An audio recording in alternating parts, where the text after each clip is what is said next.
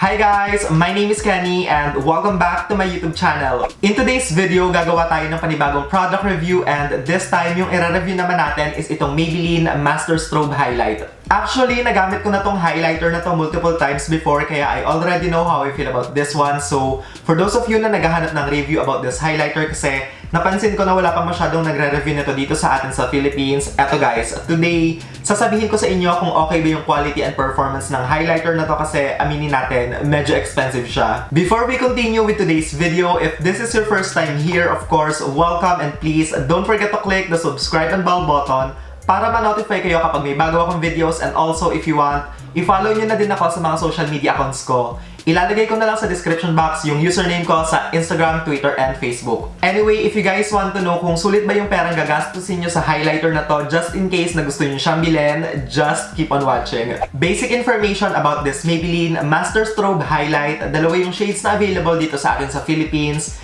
Each pan contains 3.6 grams of product and 499 pesos yung price niya. I got the shade Molten Rose Gold kasi feeling ko ito yung shade na bagay if you have light to medium skin complexion. Tapos yung isang shade naman which is called Molten Gold. Ayun naman guys, yung bagay if you have deeper complexion or kaya naman kung morena kayo. This is how the packaging looks like and for me, okay naman siya guys kasi makapal yung plastic. It feels very solid and sturdy. Yun nga lang, medyo hassle gamitin kasi wala siyang salamin and for me kasi pagdating sa mga product na compact, kagaya nito, mas gusto ko yung may salamin kasi diba, hindi nyo na kailangan kumuha ng ibang tools. Ayan na, nandiyan na siya. But with this one nga, wala. Kaya medyo irritating. Bago tayo mag-proceed sa pag-apply ko ng highlighter na to sa face ko, I'm gonna show you first yung itsura niya kapag sinwatch sa likod ng kamay. And eto yung itsura niya guys. I swear, ang ganda niya.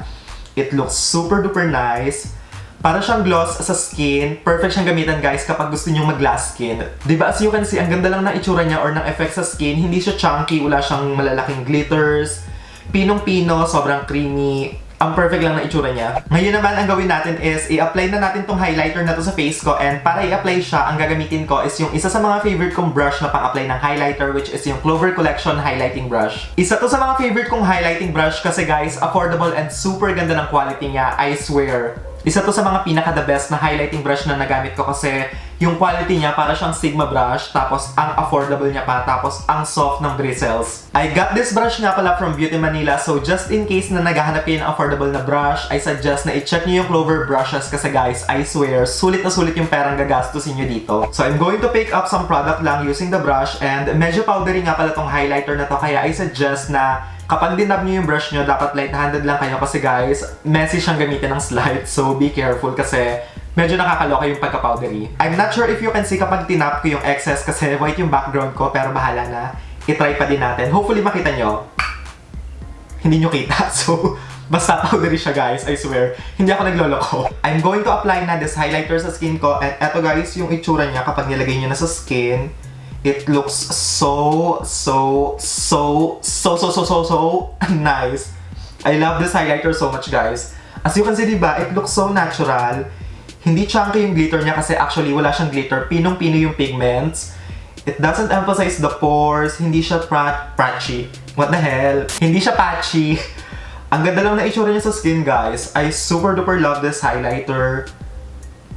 Diba? Ang ganda lang ng itsura niya. Ang ganda ng effect niya sa skin. By the way, hindi na nga pala ako naglagay ng foundation sa cheek area. Sa chin lang kasi guys, tinitigyawat ako ngayon sa baba. Pero then malang, huwag nyo napansinan kasi baka dumami siya. Pero ayan nga, diba? Tingnan nyo guys, ang itsura niya. Ang perfect. Ang ganda niya. Etong highlighter na to guys, actually hindi ko siya sinwatch nung binili ko siya sa store kasi bala ko talaga siyang gawa ng first impression review. And to be honest, nung una parang hindi ako impressed sa itsura niya kasi akala ko sobrang dry. Sobrang patchy and pangit yung effect niya sa skin. Pero sa totoo lang guys, nagkamali ako. Ito yung klase ng highlighter na kapag ginamit nyo ng isang beses, hindi nyo na talaga tatantanan as in non-stop nyo siyang gagamitin kasi ang ganda talaga ng itsura niya and kahit mapadami yung lagay nyo, super duper nice pa rin ang itsura niya sa skin. I swear guys, ang bongga talaga nito. If you have oily skin tapos naghahanap kayo ng product na pwede nyo gamitin para ma-achieve yung glass skin effect, Eto guys, this is the answer kasi as you can see, diba, parang wet look lang yung effect niya, super duper nice. Eto na yung itsura ng face ko after kong gamitin tong Maybelline Master Strobe Highlight. So this time, mag-proceed na tayo sa aking final verdict. Medyo bibilisan ko na sa part na to kasi nasabi ko naman na that I like this product. So for me, yung downside lang about this highlighter is that it's powdery tapos medyo expensive siya. For me, ayun lang talaga yung downside dito sa highlighter na to. Tapos yung pros naman is that it looks super duper nice kapag nilagay sa skin.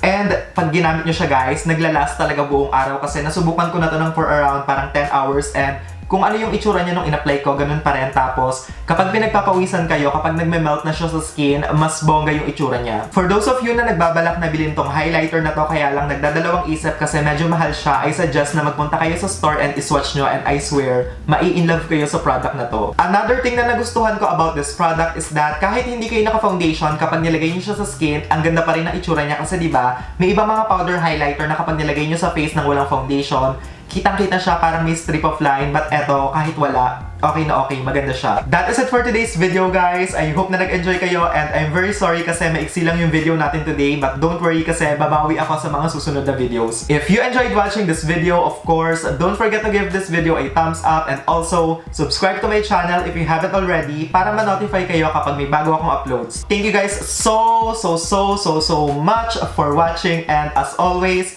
I will see you all on my next one. Bye guys!